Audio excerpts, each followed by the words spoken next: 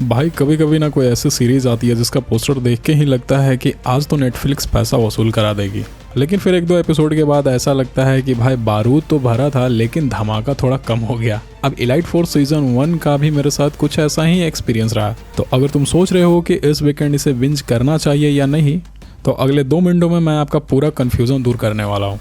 तो guys, elite force season 1 22 जुलाई 2026 को Netflix पर रिलीज हो चुकी है। और भाई एक बात तो माननी पड़ेगी कि अगर आपको स्पेशल फोर्स, इनकाउंटर टेररिज्म और हाई रिस्क मिशन वाली सीरीज पसंद है तो इसका ट्रेलर देख के ही आपकी उम्मीद 7वें आसमान पर पहुंच जाएगी। लेकिन गाइस, सवाल यह है कि क्या ये उम्मीद पर खरी उतरती है, क्या ये आपका टाइम डिजर्व करती है या नहीं, क्या ये पैसा वसूल है या नहीं, या फिर मिशन फेल्ड सक्सेसफुली वाली फीलिंग देता है।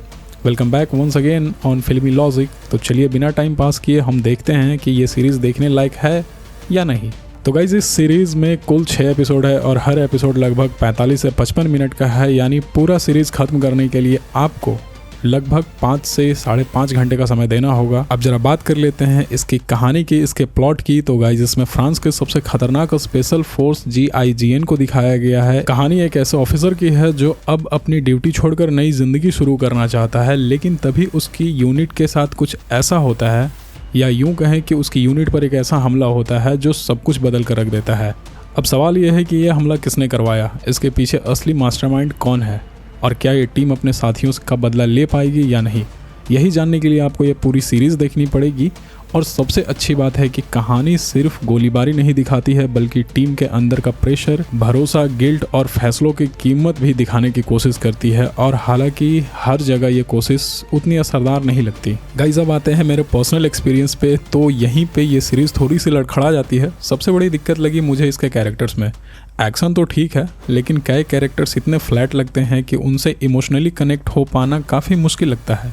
कुछ जगह पर कहानी इतनी प्रेडिक्टेबल हो जाती है कि ट्विस्ट आने से पहले ही दिमाग पहले ही आपको बोल देगा भाई अब तो यही होने वाला है। और कुछ मिशन तो ऐसे हैं जहां लॉजिक गई तेल लेने, मुझे तो बस सीरीज़ को आगे बढ़ाना है। मतलब एक्शन बढ़िया है लेकिन राइटिंग उतनी दमदार नहीं है, और यही इसकी सबसे बड़ी कमजोरी है। अब अगर आपको military action, counter terrorism, tactics mission, fast pace action series पसंद है तो आपको इसे एक बार जरूर ट्राई करना चाहिए। लेकिन अगर आप deep story, strong character development और माइंड ब्लोइंग ट्विस्ट ढूंढ रहे हैं तो शायद ये आपको पूरी तरह सेटिस्फाइड नहीं कर पाएगी। इस सीरीज़ में गांधी जी जिस चीज़ से काफ़ी ज़्यादा नफरत करते थे वो चीज़ें इस सीरीज़ में भर भर कर डाली गई है, यानी हिंसा, गन फाइट और मैच्योर कंटेंट। तो एक बात तो क्लियर है कि इसे आप अपनी फैमिली के साथ नहीं देख सकते। तो अगर आपको एक्शन चाहिए तो हाँ, आप इसे एक बार देख सकते हैं, लेकिन अगर आपके पास देखने का समय कम है तो मैं इसके बजाय ये सीरीज़ आपको रिकमेंड करूँगा, जैसे the Night Agent, Fauda, Bodyguard, Reacher, SEAL Team. इनकी स्टोरी टेलिंग और कैरेक्टर राइटिंग काफ़ी मजबूत है जो आपको स्टोरी से बांध कर रखने वाली है। तो अगर मैं बात करूँ अपने फाइनल वर्डिक्ट की, तो गाइस, इलाइट फोर्स सीजन 1 एक ऐसी सीरीज है जो आपको एक्शन से इंप्रेस करती है, लेकिन कहानी और कैरेक्टर में उतनी गहराई नहीं ला पाती जितनी होनी चाहिए थी।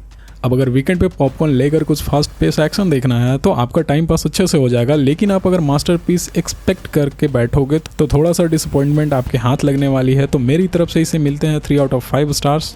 अगर आपको रिव्यू पसंद आया तो लाइक कर दो, शेयर कर दो, सब्सक्राइब भी कर दो, क्योंकि सब्सक्राइब करने में ना तो GST लगता है ना इनकम टैक्स, लेकिन मोटिवेशनल 100% बढ़ जाता है। तो मिलते हैं अगली वीडियो में, तब तक के लिए बाय बाय।